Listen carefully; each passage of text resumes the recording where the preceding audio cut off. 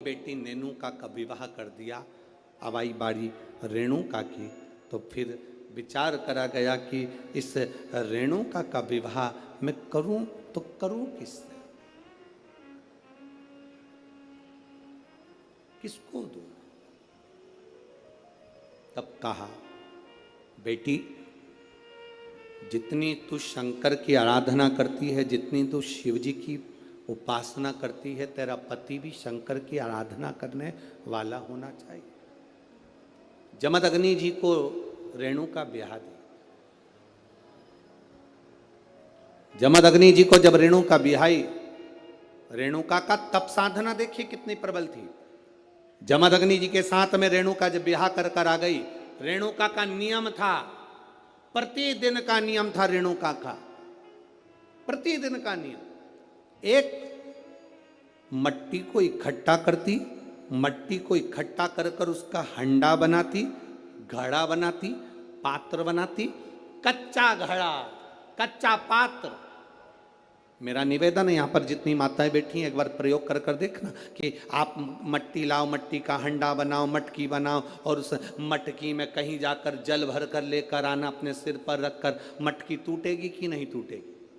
अरे बोलो तो जम के। टूटेगी ना, क्योंकि वो पक्की नहीं है, सही से बनी नहीं है, वो मटकी टूट जाएगी। अगर वो मट्टी का पात्र पका होता, मट्टी का पात्र अग्नि में तपा होता, मट्टी का पात्र अग्नि में सना होता, अग्नि में तपा होता, तो वो मटकी फिर टूटती नहीं। अगर वो तपा हुआ है, अगर वो तपा अग्नि में तपा हुआ है तो वो नहीं टूटेगा, पर वो अग्नि कच्चा पात्र है तो टूटेगा, पका नहीं है तो वो टूट जाएगा। रेणुका का नियम था, मट्टी का पात्र बनाती, मटका हंडा बनाती, और हंडे को लेकर जब नदी पर जाती, जल भर कर लाती, जल भर कर लाती,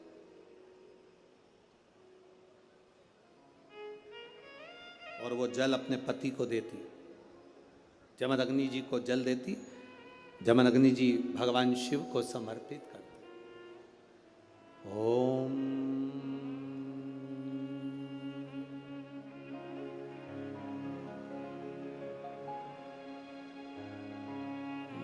नमः शिवाय।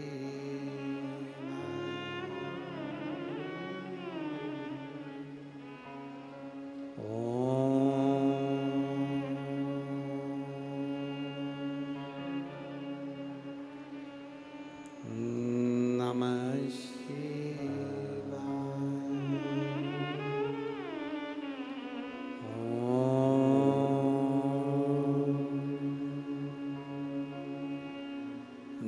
नमः शिवाय। घड़ा लाई, जमदग्नि जी को दिया, जमदग्नि जी ने शिव जी को समर्पित किया। कच्चे घड़े में जल भरना, लाना, शंकर जी के लिए अपने पति को देना, समर्पित करना।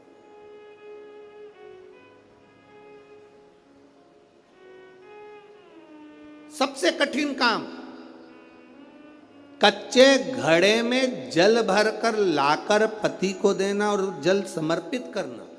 एक बार जमदग्नि जी के मन में भाव प्रकट हो गया कि मेरी पत्नी रोज घड़ा बनाती है, रोज हंडा बनाती है, रोज कच्चा घड़ा तैयार करती है, और रोज जल भर कर लेकर आती है। मेरी धर्म पत्नी, आखिर ऐसा क्या तप साधना, ऐसा क्या तप बल, ऐसी क्या प्रबलता जो कच्चे घड़े में जल भर कर लाती है? कच्चे घड़े में जल भर कर लाना।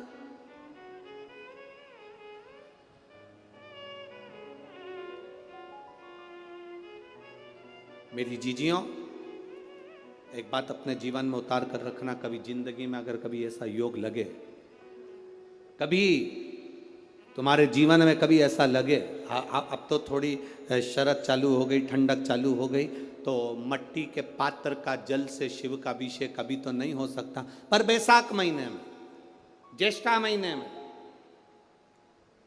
कभी मौका लगे अपने जीवन में, और तुम्हें लगे कि मेरे जीवन में दुख समाप्त ही नहीं हो रहा, मेरे दुख जा ही नहीं रहा, तो 5 बेलपत्र,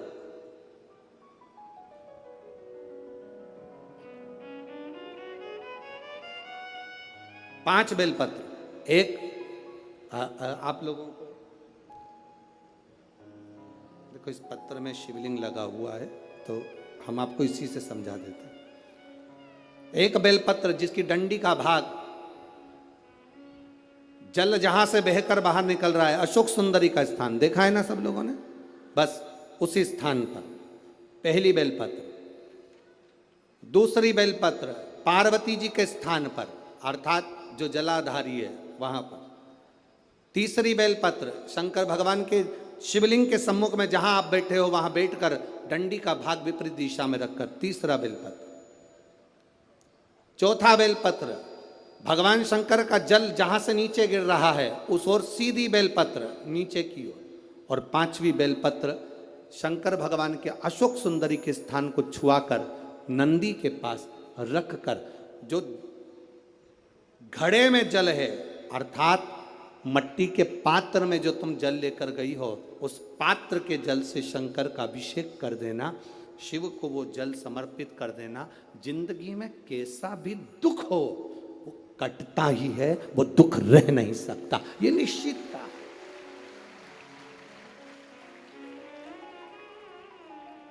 कभी कभी आप लोगों ने नागपुर में ऐसा दर्शन करा कि नहीं करा हमें नहीं मालूम, नागपुर की लीला तो हम नहीं जानते, पर हमारे उधर आज भी होता है। जब बैसाख का महीना आता है, ज्येष्ठा महीना आता है, गर्मी का समय आता है, तो शिव जी के ऊपर ऐसा ऐसा तिकोना लोहे का कुछ एंगल बनाकर उसके ऊपर मिट्टी का हंडा रख देते हैं। अब यहाँ नागपुर में आप लोगों ने दर्शन करे ना करे वो हमें नहीं मालूम, पर अभी तक चांदी का लगता था, अभी तक सोने का लगता, पीतल का लगता, तांबे का लगता, पर जैसे ही बैसाख का महीना आया, जैसे ही ज्येष्ठा महीना आया, वैसे ही मिट्टी का पात्र रख दिया जाता, उसमें से बूंद बूंद पानी शिव जी को समर्पित।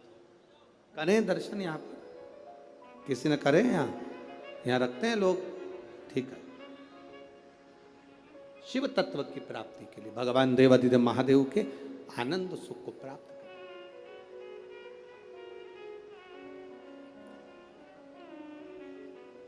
जल, अग्नि, आकाश, वायु, पृथ्वी,